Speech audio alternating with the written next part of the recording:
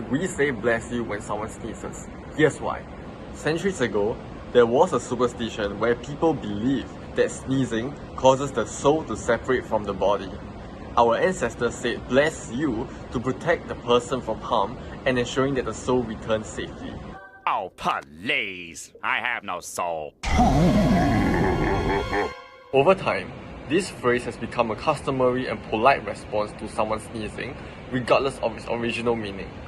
But now, because of COVID, guess what happens when you sneeze? So